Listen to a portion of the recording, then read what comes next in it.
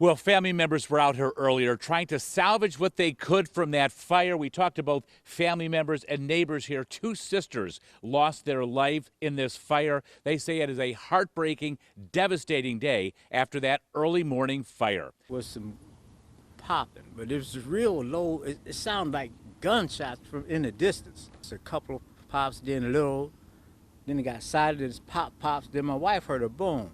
72-year-old Geraldine Miss Jerry Harris and her sister, 71-year-old Glenda Harris, both died in that fire. The calls first coming in at about 3:45 in the morning. This happened on East 135th Street, just a little bit south of St. Clair.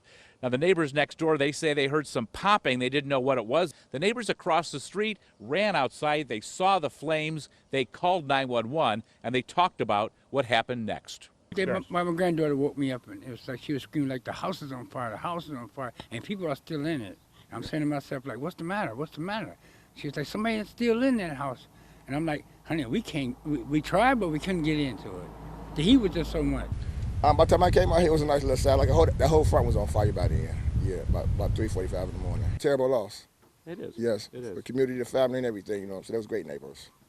Both women were mothers, grandmothers, even great-grandmothers. Geraldine had worked at University Hospitals in the emergency department for more than 40 years. Glenda had worked at Blue Cross Blue Shield for 25 years. Neighbors here say they were the perfect neighbors, church-going women. Certainly a big loss here, both for the family of these two women as well as for this entire community. In East Cleveland, Vic Gideon, 19 News.